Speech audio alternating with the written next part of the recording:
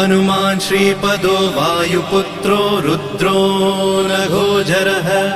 अमृत्यवीरवीरश्च ग्रामवासो जनाश्रयः धनदो निर्गुणः शूरो